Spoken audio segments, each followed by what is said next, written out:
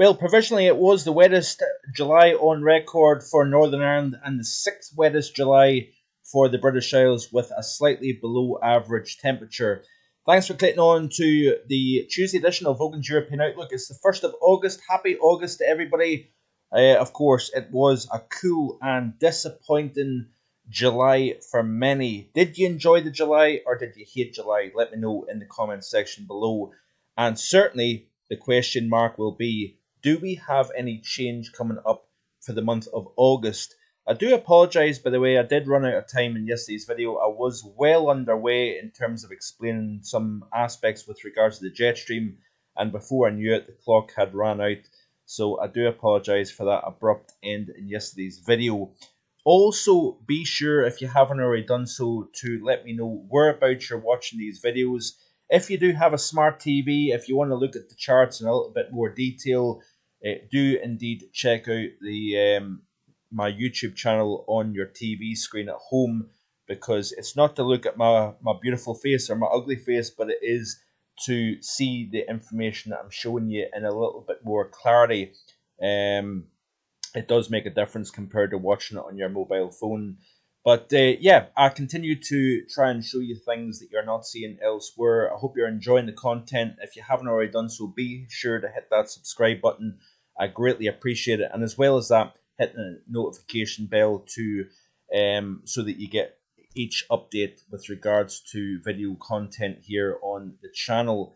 So, of course, like I said, it was provisionally the wettest July on record for Northern Ireland. It was the sixth wettest for the UK overall, and it did come in slightly below average. It was the wettest since 2009 for the UK, according to the provisional records for the British Isles, and this, of course, courtesy of the Met Office, and that is information with the series of records going back to 1836. So quite interesting stuff indeed.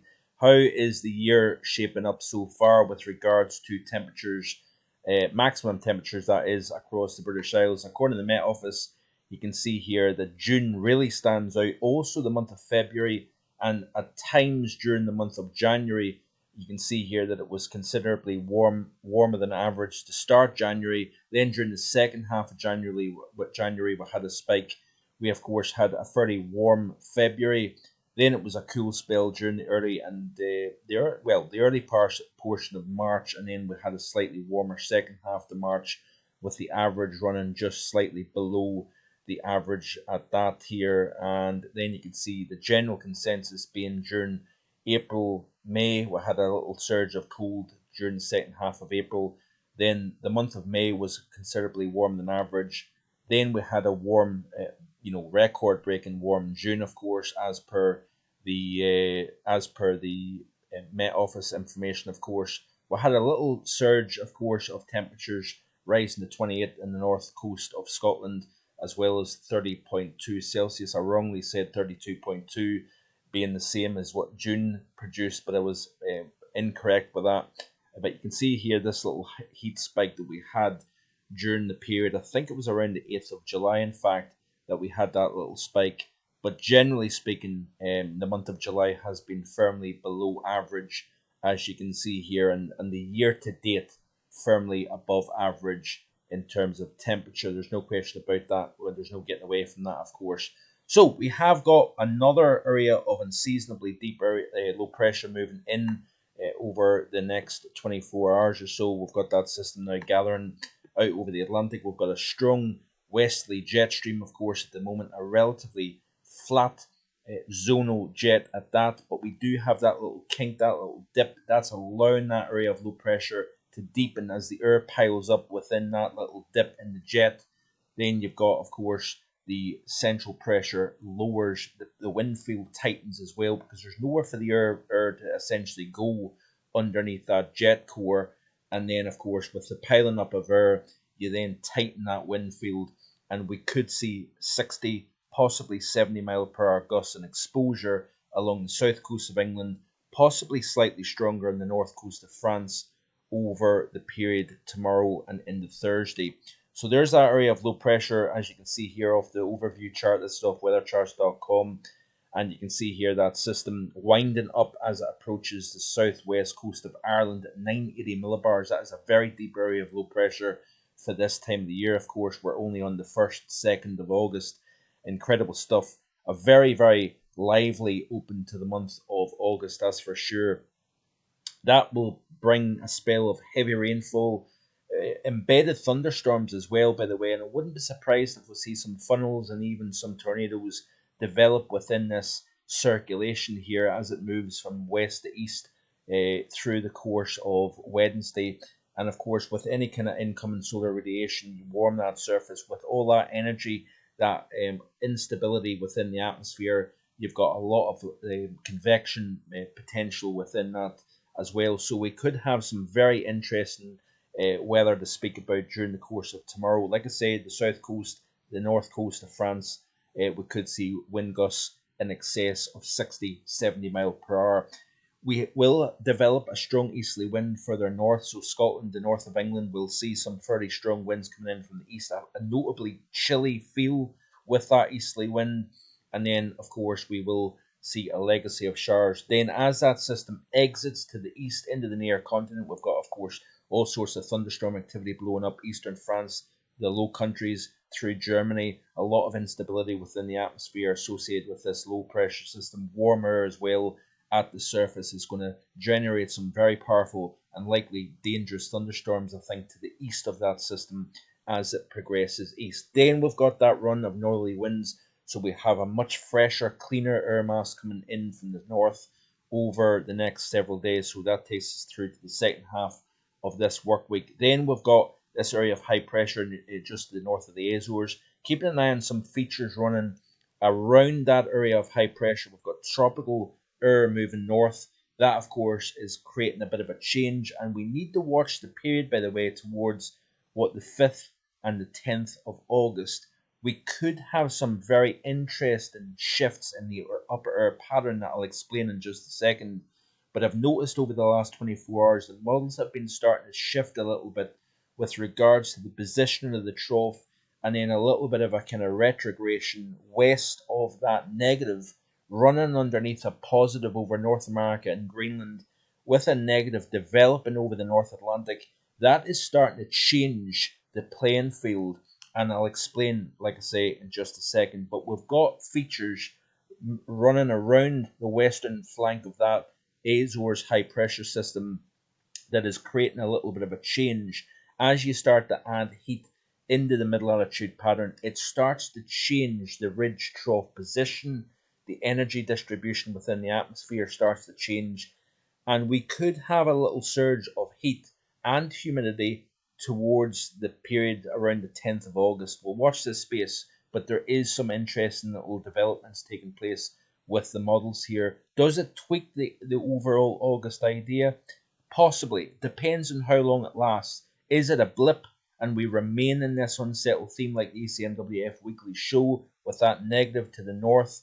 But of course, even with the ECMWF showing that negative to the north, it doesn't necessarily mean that we are, trapped deep beneath that trough like we've seen during the month of July. So yeah, as you can see here, Thursday the 3rd of August here, we've got that area of low pressure now over southern Scandinavia. Got northerly flow. We've got a lot of messy conditions, if you notice here, across northwestern Europe with this situation developing. But it's as these features then start to run over the top of that area of high pressure, we could start to see some subtle changes taking place here towards the weekend and into particularly next week here. So we've got more areas of low pressure. We get a little bit of a break after the system on Wednesday. We get that little bit of a break. Still shower activity during the course of Thursday. Then we've got a new development area of low pressure, as you can see here, for Friday and into the weekend. Need to keep a close eye on that because this has some tropical heat energy associated with it. So the models have a hard time sometimes determining the track, the depth of the low, where it moves, and whatnot. It will contain probably quite a lot of moisture as well. And you can see that system then kind of developing. It could have some very heavy rainfall associated with this system as it draws in that warm air. But then as we continue to play through, you notice here not a great deal of change even during the second half of the weekend. We've still got that kind of northwesterly airflow We've still got areas of low pressure involved in the overall pattern, but all the while we do start to see, according to some of the model runs, a change taking place over the North Atlantic here. It looks like a subtle change, but it could have a significant change in terms of the movement and position of these areas of low pressure. And what may happen is energy and trophiness developing to the west out over the Atlantic may have the lead to the chance of seeing warmer, more humid air being tapped from the Iberia, from France, and drawn it northwards here. I'll show you that in just a second here. But notice as we push through the second half of next week that the area of low pressure and trophiness is further west over the North Atlantic here, and that means that the door may start to open finally for warm, humid air, if you like that, moving up from the south here. And you can see here by the time we reach late next week, long way out of course, but notice the position of the low. It's now coming in from a southwesterly direction, and the key is to the west of the UK and Ireland here. So still very, very unsettled situation within the pattern, but with that position of low pressure, it means that we have that chance of seeing heat and humidity coming up from the south. And of course, this is the period towards next weekend. Now, this could all change, by the way. This could all change, but it's interesting nonetheless what the models are showing. In terms of strength of wind over the next few days, we do have the strongest winds transferring through the channel, as you can see here. If we can get back to the right chart, it would certainly help.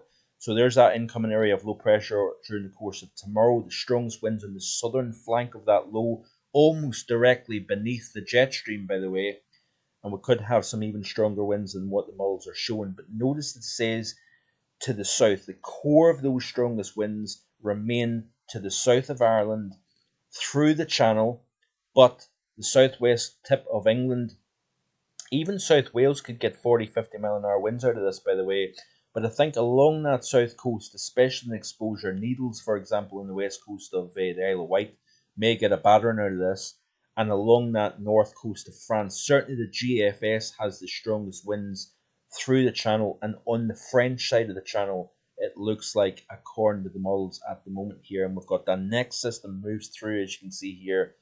And again, the strongest winds stay along the southern flank of the UK and indeed Ireland, which is quite interesting, of course. So let's have a look and see what's taking place. So, of course, this is the GFS. Interesting stuff. Despite the tease of something hotter, more humid coming up from the south, the day 1 through 5 of the GFS ensemble has firmly below average. The 6 to 10 still firmly below average. And even towards the 11 to 15, that's when we start to see a little ease up on those below average temperatures here. So we'll watch this space as we go forward. So that subtle change taking place. As you see here, let's play through, and it's really developments that are taking place over the North American side. It's actually the North American pattern and the Atlantic pattern that changes the playing field. So as we play through, this is of course today, you see these areas of low pressure moving into the British Isles here, keeping an eye on that trough over the northeastern United States. There's that ridge of high pressure over the North Atlantic poking the snows towards Greenland. Notice something here, right? So as we play through the sequence, still a trough over the UK and Ireland. There's a positive now starting to run from Hudson Bay eastwards towards Greenland. As that takes place, we've got that trap trough over the eastern side of North America. We've still got that negative, sending areas of low pressure from Greenland, Iceland, down towards the UK through the course of this weekend. But watch this space. It's that subtle negative here running underneath that positive to the north over the Baffin Straits that changes the playing field here, folks. Because what that's actually doing is it's regenerating the trough further west over the North Atlantic. And in turn, it sends the ridge further east here. So as that negative starts to gather over the North Atlantic, that may start to raise heights over Iberia, over the near continent, and that changes the upper air setup as we go forward. So ran out of time as always, but I hope that explains something a little bit more in detail, please like, share, and subscribe, and I'll hopefully be back again tomorrow with more. Enjoy the rest of your Tuesday. Bye for now.